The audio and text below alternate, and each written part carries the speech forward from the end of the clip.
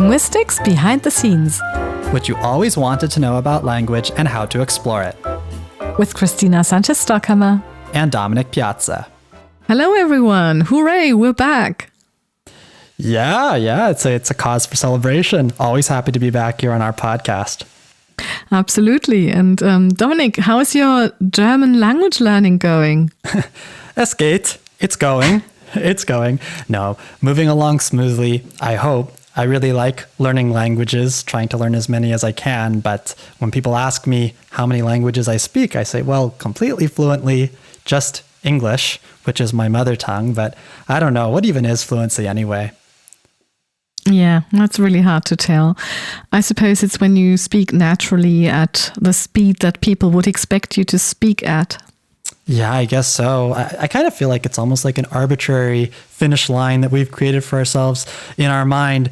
Yeah, and in a way, you kind of spend your whole life learning your own mother tongue, right? I mean, I learn new words in English all the time. Maybe every week, certainly every month, I encounter new words I haven't seen before. Yeah, same thing here.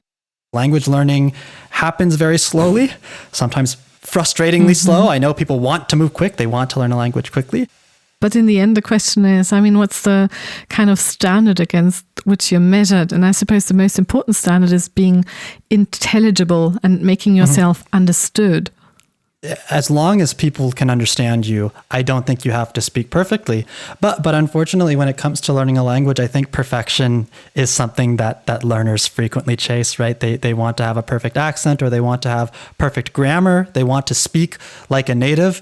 It's a very noble goal, but I worry that it's such a lofty goal that you'll feel very deflated and defeated as you're studying the language. It'll feel like it's like an insurmountable obstacle. Yeah, I agree. It's really, really difficult, even if you try very hard and even if you study the language for many years. But of course, I think it's still a very laudable goal to try and get a pronunciation that is as good and as clear and as understandable as possible. So I even wrote an article about that. Yeah, probably now with a focus on English, I believe, there are a lot of English learners around the world, and a lot of them want to have a very native accent. It is a very noble goal. It's nice to have good pronunciation, but I don't think accents are so bad. I think it makes us unique. It shows that you have an interesting story to tell, that you might be from somewhere else. Yeah. But of course, the other thing that you just mentioned, that the accent reveals a lot about ourselves, is of course a very important aspect too, because the moment you open your mouth, people are going to hear where you're from typically. So I think the regional aspect is particularly important. But of course, there's actually many things that the accent can give away. So for example, also your gender, voices will sound differently. And if you can't see someone very well, but you hear them speak in the dark, you will get an idea of, well, that could be a female person, or that person is probably older than I expected, because also the vocal tract, the articulatory organs that we use for producing speech, they change with time. And so there's a lot of things, a lot of information that we derive from when we hear someone talk. Yeah, language is very, very closely connected to identity, isn't it? And the way we see ourselves and the way we see others. Yeah, and I think that's why it's so important as a learner that you think about what kind of identity you want to construct when you speak. And this idea of I want to sound like a native speaker, ultimately that's a goal that probably you won't achieve. So the question is, what do you want to settle for, and what is the kind of goal that you want to set for yourself? So within that idea of I want to be understood, you could still say, okay, it's fine for me to, for example, use certain pronunciation quirks that are associated with where I come from, because, well, that's just part of who I am, So no need to apologize, but just to embrace that, for example, certain sounds don't exist in certain languages, and that for some speakers it's harder to pronounce a sound like a th or a v, like in the thing. In German we don't have that, so naturally we would rather say something like c'est sing. Oh yeah. When it comes to kind of these stereotypical quintessential accents, the ones that everyone might think of because they had exposure to it in a movie, which by the way, sometimes those regional accents in movies are done by actors who aren't even from those regions. So they're just copying it. But there is with every rumor, there is a kernel of truth in that a lot of these stereotypical accents are due to sounds that exist in English which do not exist in these other languages. And so what people will do is they will use the sounds they already have, and they will try to approximate the English sounds, just as you described with the th, the th sound. This sound, as I understand it, is extremely uncommon. Yeah, and it's also something that children acquire relatively late when they learn to speak, because it's hard to produce. And if you try to teach learners, of course, you can make them aware that you can stick your tongue between your teeth roughly and then try to produce a sound that way. But it's difficult to achieve. And that's not the only difficult sound of English. So another hard sound is the R. Yeah, maybe almost the most famous one. Of course, this is the distinguishing factor between British English and American English, or at least the most famous distinguishing factor, I think. It's called rhoticity. Rhoticity, whether something is rhotic or not, is just about, do you pronounce the R's or do you not? So American English is rhotic, the R's are pronounced, and British English is non-rhotic because in most cases they're not pronounced. Well, it depends. I mean, in most cases, they're pronounced before a vowel. So I would, for example, say ready. Yeah. So there's an e following. So I would pronounce it ready. But in a word like car, I wouldn't say car. I would say car. Using British English as the standard that I'm trying to embrace here. Because in British English, you wouldn't pronounce an R at the end of a word unless there is another word following. So yeah, exactly. Car and driver. Exactly, car and driver, because it's the same kind of intonation unit. Yeah. And so the important thing is that you have something following that is not a vowel, so either a pause, or you could also have a consonant. So if it wasn't car, but for example, work. I can't pronounce it so well because I never do it. In British English, it would just be work. Exactly.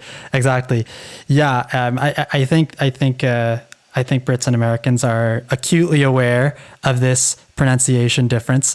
Of course, there are other rhotic accents. For example, the Scottish accent is rhotic, although they actually roll the R, which the Americans don't do. And then the Irish accent's also rhotic, but they don't roll it.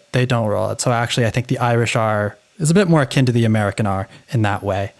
Yeah, I mean, the R is a very special sound. And I mean, in German too, by the way, I mean, we are a bit similar to British English in the sense that we don't really pronounce the R at the end of a word like teacher, Lehrer. It's spelled with an R, so you could expect it to be pronounced Lehrer, but it's not. So it's a kind of R sound in the end. Yes, and I think also for native speaker children, right, this is one of the last sounds that they acquire. Yeah, R is notoriously difficult, but the fun thing is that still sometimes people insert it even in places where it's not really supposed to occur. So that's a so-called intrusive R. Yes, and this is distinctly British. It is, because you might talk about the fact that you're drawing something, but then some people will say drawing. Drawing. Yeah, and I recently heard someone do that. So that was a German learner, and the person used that intrusive R. And I was like, wow, this is amazing, because it shows that you're very used to how English is pronounced, because otherwise you wouldn't be doing this, because there is no reason at all to insert an R sound here, neither based on English nor on German. Yes, it means that they received some input and then they copied it. It had an impression. They copied it, and that's what we should do when learning languages is get input and then try to imitate what we hear. I mean, that's how children acquire language, isn't it? Yeah, it's imitation, right? Exactly.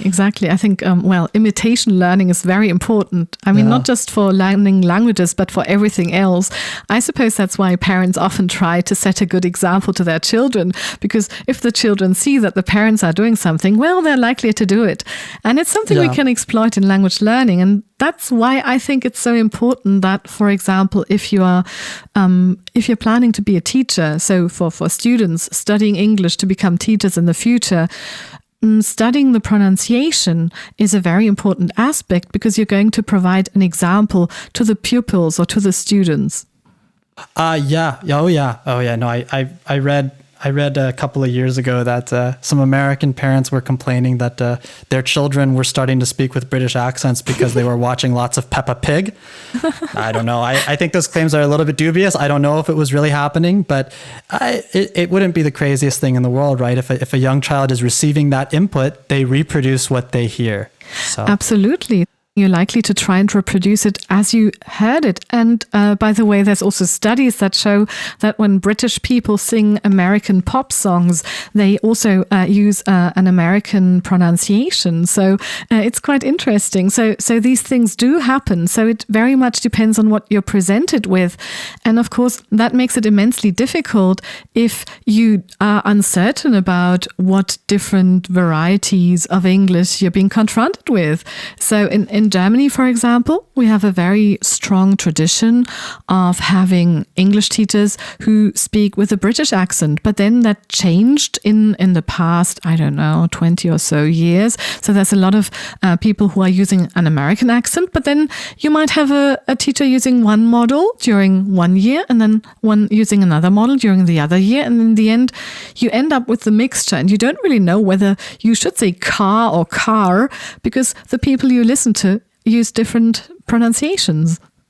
Oh, yeah. Yeah, as you said, with the German learners, technically in Europe, the standard here is to learn British English. But then, through the media, through movies, through TV shows, through social media and YouTube, there's so much exposure to other varieties of English, namely American English, of course, with the American media, that it ends up the German kids, the European kids, their mind is a big mixture of different varieties.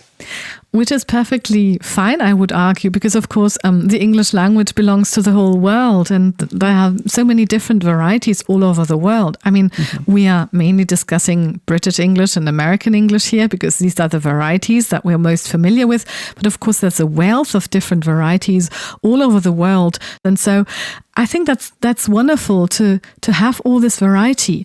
But at the same time, of course, when you speak and you want to be intelligible, then consistency can be helpful. And for that reason, I think it's also useful if we draw learners' attention to the fact that there are different kinds of convention. And so for students of English who want to become teachers in the future, that's what the article was about, I would feel it's helpful if they decide what they want to do more or less systematically, so that people who listen to them know what to expect, and that makes it easier to understand them. Yeah. Thank you for touching on that, because we are not the language police by any means. I would say we're the anti-language police. I believe in a much more laissez-faire approach to language, and especially language learning. And so telling people what to do, well, I think there are plenty of others out there who like to tell people what to do when it comes to language and language learning. But I definitely agree with you, at least, that it is good to aim for consistency, because if you mix and match pronunciations, I think it's more likely to kind of set off alarm bells in someone's head if they're a native speaker and they hear someone who's speaking inconsistently, so to speak. So you can use whatever variety you want, but try to pick one and stick to it more or less. At least at an advanced level, I would argue. I mean, so the target group in that discussion, in that article, was students of English who are training to become teachers in the future. Mm-hmm. But of course, if you are not aiming for that level, anything goes, as long as it's kind of understandable. And actually, these were my very first steps in the context of teaching pronunciation, because, as you know, I also speak Spanish as a second native language. And so when I was a student, I did an internship with Langenscheidt, a publisher of dictionaries, but also language learning materials. And I had the funny task of helping Spanish users of a German phrase book pronounce German sentences by writing things down in a way that they could just read out using the conventions of their own language. And then it sounded like German.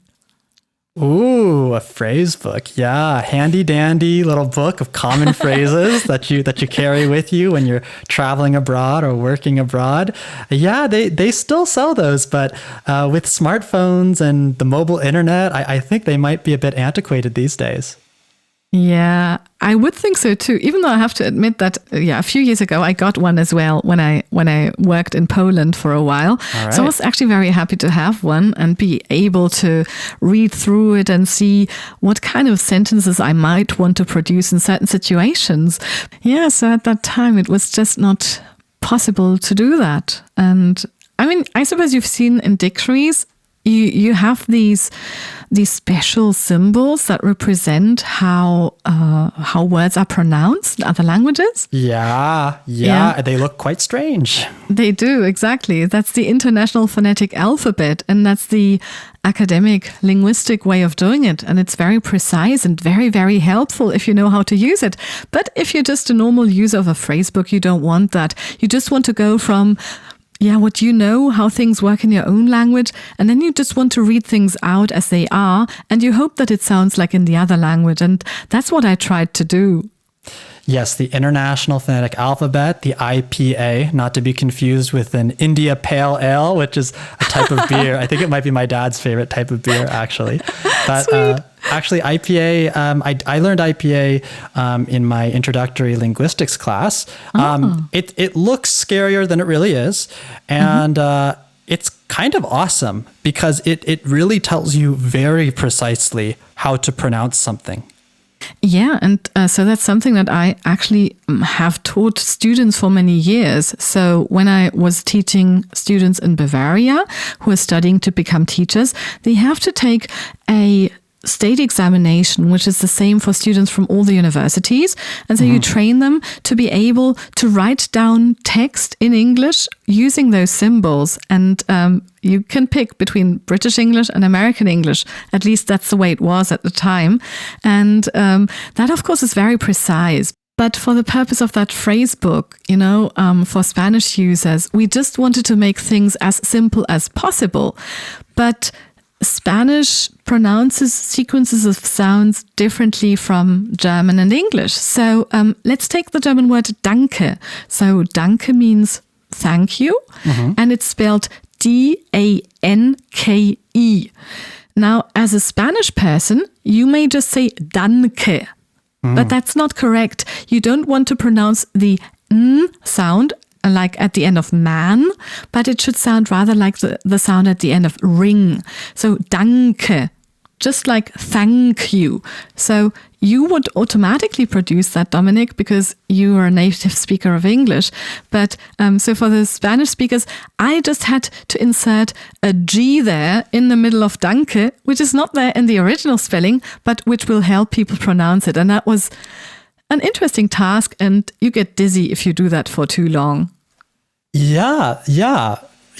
Fascinating. Because it's something I wouldn't have thought about otherwise. Because in English, NK, whenever N and K come together, there's that hidden kind of ng sound that links them together, but that's not necessarily universal across all languages. So no, that's the thing. We would always tend to think that what we do in our language is what everyone does, but very often it isn't. Absolutely. When it comes to these hidden linking sounds, the word that comes to mind for me is warmth. Warmth. There is a P sound in there, but there is no P in the way it's spelled. But I think it's because if you try to pronounce it without that linking P sound, it's really hard. It's hard to bring M and TH together without that sound linking them. I think it's something about just how the lips come together naturally when you go from one sound to the next. Yeah, exactly. I mean, our articulatory organs, I don't want to say they're lazy, but they go from one position to the next. And sometimes you produce those intermediate sounds on the way. It's the same in German. So there's the word Abend, which means evening, and Abends, which means in the evening. So you have an N followed by a D and then an S sound. And you have Morgen and Morgens. But I mean, there's no D at the end of Morgen. But still, I think I sometimes produce a D sound between the N and the S in Morgens as well. Just because that's what naturally happens when you go from N to S. Exactly. Or it just makes it easier.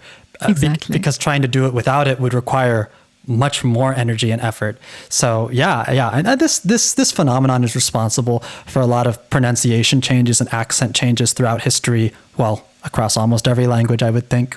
But when it comes to pronunciation, it's interesting the impact that pronunciation can have on the way that we're perceived. It can be quite a big impact, and yet I feel like, at least in my experience, learning languages, it's kind of the aspect of language learning which receives the least amount of attention, right? Because when you're learning a language, you want to get up and going, you want to start speaking, you want to start learning. So to get hung up on pronunciation feels very slow and dull or frustrating, or it feels like it's kind of ancillary to really learning the language and speaking it. But it can have a huge impact. Yeah, it definitely does. I mean, in many different ways. And the interesting thing is that if you invest into practicing your pronunciation as a learner, it might even pay off in unexpected ways. There's a very interesting study by Thomas Herbst in which he actually had different texts, short texts with the same content, but some of the texts were absolutely correct grammatically in terms of the vocabulary and these things. And the other texts contained different types of mistake. And then he had them read out by someone with a very strong German accent and someone with an English native accent. And the interesting thing is that the text that contained many mistakes spoken with a native English accent was rated better than the correct text with a strong German accent. I think that's quite impressive. Oh yeah, that would make sense to me intuitively, that if you have a really good accent, if you sound like you have a very high command of the language, then people will assume you do. They might assume actually that your vocabulary is bigger than it might really be, or what have you, which I would say is probably a good thing. It works in your favor. And let's not forget that native speakers speak ungrammatically. Native speakers speak ungrammatically all the time. So if someone has a really good accent, but they say something not quite grammatically perfect, I'm not going to assume that they're a language learner. Yeah, so you're just going to think, oh, well, the person didn't concentrate, but it's not due to their competence. Exactly. And so that's a kind of effect that we have in psychology and also in other fields. So once you have a really good impression of someone, well, they have to do really bad stuff so that you change that impression. And it also works the other way around. So having a pronunciation that has positive associations for the people you're talking to may actually be a bonus.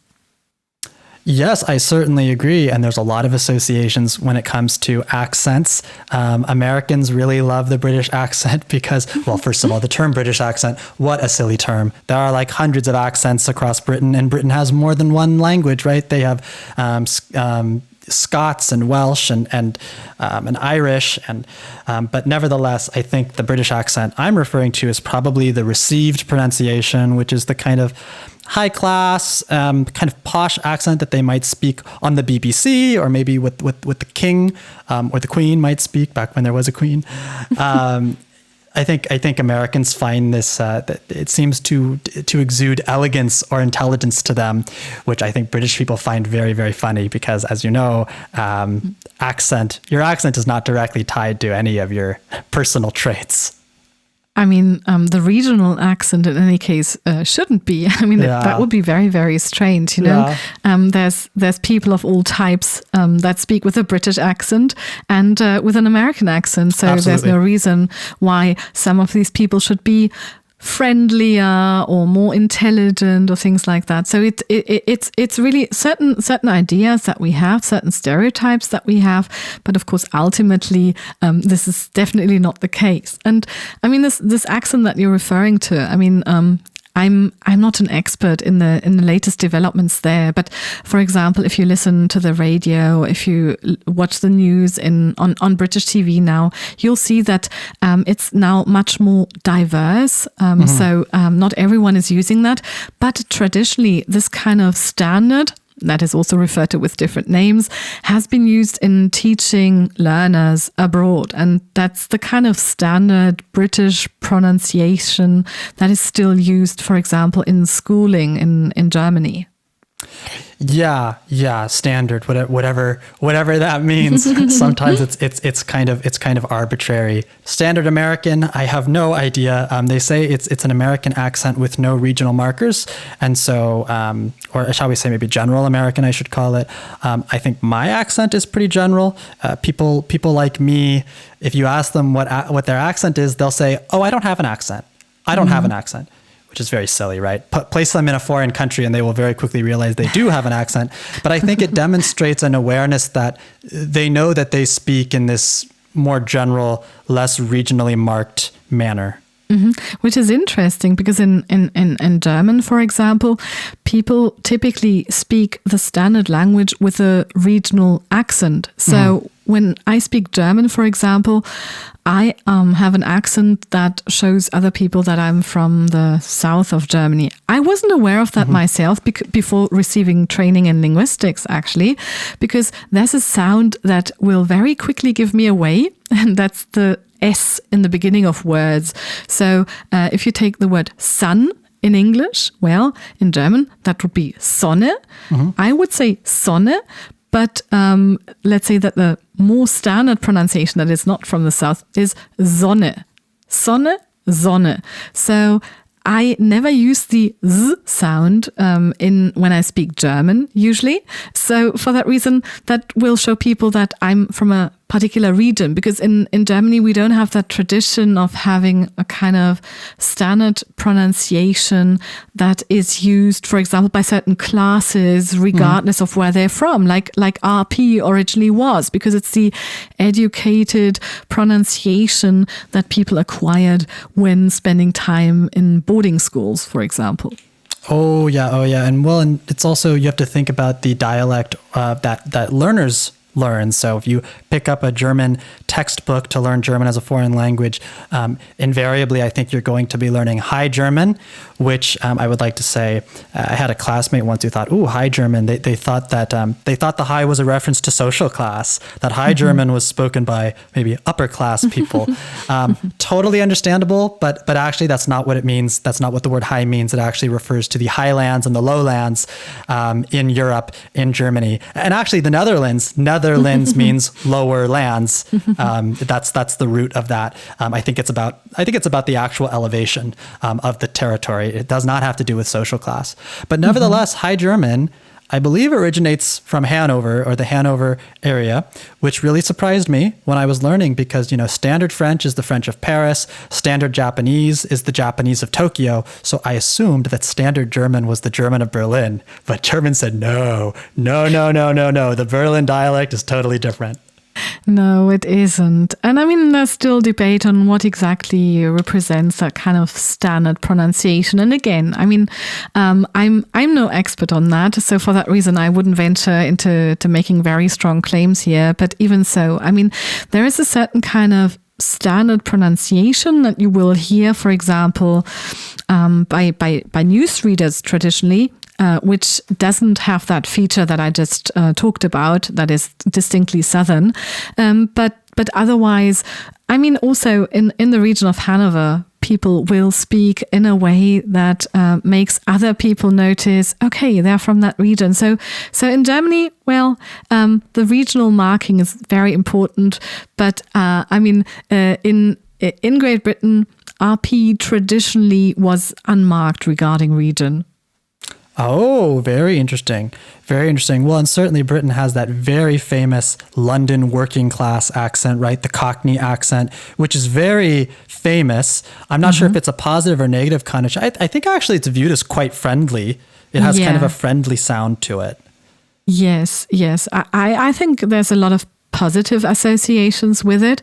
I mean, traditionally, it's got these working class associations, but at the same time, people associate it with friendliness and things like that, being approachable, being solidarity, you know.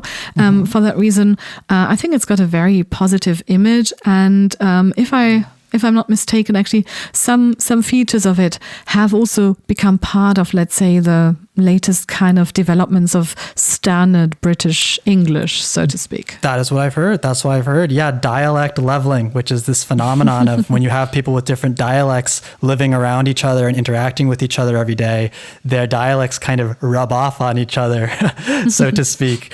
And yes, I've heard that as well, that some features from Cockney have slipped into RP, and that maybe some features from RP have also slipped into Cockney as well. So, yeah. Might be. That's the thing. Like when people talk to each other over an extended period of time, their language becomes more similar. But also in a conversation, you will notice that you might actually use words which you otherwise wouldn't use. And so I'm speaking a lot to you and you use American English. So this opens up the potential that I might be using some words in the future which I didn't use so much before, simply because I hear them so much. So that's a phenomenon that is known as accommodation. And it's nice because it shows that you are trying to kind of get closer to the other person by taking over things that they're doing. It's kind of a sign of respect, I would say. Oh, nice. And it's nice in that sense to see how languages change in that way too, because of speakers who talk to each other, you know? Oh, I agree. Certainly. Well, you know, when it comes to American English and American accents, it's far from monolithic. America is a really, really, really big place, to say the least. And, you know, I'm not an expert when it comes to Northeastern accents and Southern accents and Midwestern accents, but they do have some very distinct features. Actually, I have a friend from the Midwest. I think she's from Minnesota. And there's a marker that gives her away, which is that instead of saying bag or flag, she said beg and flag. And I was just totally obsessed with her accent, but she thought it was so funny to hear me saying, "Oh my gosh, your accent," because nobody's ever told her, "Oh, you have an accent." But she has these markers, these distinct markers. And when she says those markers, I know exactly which region she's from. Yeah. So that's the thing. That's what happens. But then, as we just said, I mean, with learners, it might be different because they have input from so many different regions. But then, of course, that's also a good thing because in the end, well, we might end up with some kind of general accent that is highly intelligible and that people use online for communication. But then again, I mean, it's very difficult to predict such things. So when you study linguistics, most of the time you look back rather than to the future. But of course, even that is sometimes possible. That's true. Yeah, we very well might. I think we're certainly seeing this, at least in the US, right? I mentioned dialect leveling, that if you bring together a group of young Americans from different regions of the US, you might be surprised to find that there's quite a lot of similarity and overlap in terms of how they talk. This is a generalization, of course. There are some very distinct accents in the US. You know, earlier I said American English is rhotic, but well, that was a generalization. General American is rhotic, but there are non-rhotic accents in the US, very famous ones, like the New York accent, like the Boston accent, very famous for their non-rhoticity. It's a very distinct feature. There are some like quintessential sentences that people will throw around humorously that really display these Northeastern accents. You know, I park the car in Harvard Yard is a good one, or you put your khakis in your khakis, which is you put your car keys in your khakis. Yeah, I think that's so interesting because as a German, I mean, as a learner in general, I think that's what makes it obvious to me that someone is speaking American English, that you have the rhotic R everywhere. But there's a very famous study in which William Labov actually looked at the R as a marker of social class in New York. And I have to say, this is one of my favorite studies because I love the research design. Because what he wanted to see is if using the R or not in all places is linked to your income and your social class. And so he went to 3 different department stores, one very expensive one in the mid-range and a cheaper one. And then he had found out beforehand what articles were placed on the 4th floor. And then he asked shop assistants, excuse me, where can I find so-and-so? And then they would say, on the 4th floor or on the 4th floor or a mixture of both, who knows? Because he wanted to see whether people would use the R at all, and if they would use it before a consonant in fourth and at the end of a word in floor. And in the end, it turned out that the more prestigious variety was the rhotic R. So that's what American English is famous for. And I thought that was an extremely interesting study. It's an old one. It's from the 1970s, but a very famous one. So it's interesting to hear you use those example sentences.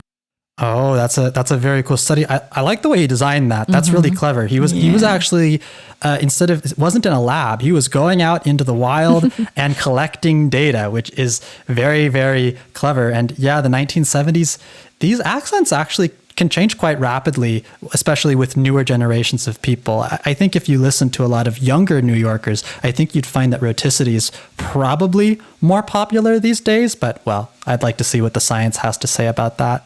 But nevertheless, it's so much fun to fixate on these regional differences. At least I find it fun. But overall, I think that even British and American English are maybe more similar than they are different. And one thing that, of course, unites them, it just in general, maybe all varieties of English, is the use of weak forms. Yeah, weak forms. I mean, that's really difficult for learners of English. I mean, in Germany, if we have a letter on the page, we just pronounce it. But in English, there's so many grammatical words which are just reduced, particularly the vowel. You have this sound all the time. So you don't say off, you say of. Yeah. And for example, if you want to say, I've been waiting for hours, you have to be careful and say for hours and not 4 hours. Otherwise, it sounds like not 3, but 4 hours. Yeah, I completely agree. Yeah, these grammatical words, they're called prepositions, but yeah, they're these little linking words that are littered throughout our language that we need to express what we want to express. And I think they are some of the most likely culprits to be reduced. Like you talked about saying for instead of for. I would say the preposition to, as in to. I don't think it's almost never pronounced as to. I think it's almost always pronounced as to, which is perfectly fluent and perfectly correct. And as you mentioned, it can sometimes be a marker of a non-native speaker if they pronounce these words exactly and they don't reduce them, because it makes them sound like a computer or a robot. They're speaking a little bit too precisely. Yeah, you're so right. I mean, as a learner, you just try to do a really good job and to do everything right, you know? And by the way, this is sometimes which will also result in pronunciation problems. So in German, we have the sound v, but we don't have the sound w. Like, so we have the sound in, like the sound that you have in window. It just doesn't really exist like that in German. Yeah. And when we learn that, then we will sometimes use it in contexts where we think, oh, wait a moment, I'm not supposed to use v. I have to use w instead. And then instead of saying village, we will say willage, because we're overdoing it. Learners typically try to pronounce things in the best possible way. But in the end, if you just pronounced everything as it is written on the page, well, for the weak forms, it just wouldn't be correct. And so it's not sloppy. That's just the way it is pronounced correctly. And that's what learners should also learn. Oh, totally, totally. Even if I was trying to speak my most perfect and hyperformal, I would still have weak forms. And if you listen to the BBC, where they speak in the most beautiful King's English, of course it has weak forms. Yeah, because it's not sloppiness, it's English. Yeah, exactly. That's how English works, All languages have different underlying rules. And I mean, as a speaker, you're very often not aware of the rules of your own language. For example, in German, there's a very funny phenomenon, which is the devoicing of word final plosives and fricatives, which means that, it's quite a mouthful. In German, it's called Auslautverhärtung. But the idea is that if you have a b, d, or g at the end of a word, it's going to be pronounced p, t, or k. Yeah, like perhaps the most internationally famous German phrase, Guten Tag. Well, at least that's how I said it in the beginning, but in German class, I quickly learned that actually it's pronounced a bit differently. Yeah. So, I mean, I think it sounds quite good when you're saying it. So I have the impression that you're already doing the right thing. But so this g sound in the end is not a g, but a k. So you wouldn't say Guten Tag, but you would say Guten Tag. Guten Tag. Yeah. So you just don't use voicing here. And this is something that, for example, Germans will also carry over to English. And then they will not say, there's a nice little dog, but there's a nice little dog. And yeah. And so this is something that we also need to be aware of when we speak English. Yeah, these different habits that we might carry over from our native language. Sometimes it might work. Sometimes that habit might be shared in the target language, but in other cases, it might not be. And this is a case where it's not. Yeah, and that's the thing. I mean, linguistics can help learners understand when this is the case and when this isn't. And that's why I think it's so useful to also study some linguistics as part of practical language teaching. Because in the end, I mean, teaching a language, relies on knowledge, linguistic knowledge, linguistic in the widest sense, but to some extent also linguistics in the sense of the academic discipline of, applied linguistics. Oh, I totally agree with you. If you know some linguistics, if you know IPA, then you don't need to worry about the orthography or the spelling, because IPA will tell you exactly how to pronounce a foreign word. Ooh, yes, spelling. I mean, it's a fascinating topic, but I think we're going to save that one for another time, Dominic. Yeah, probably for the best. So, to everyone out there, stay curious, have fun with language. And join us next time on Linguistics Behind the Scenes.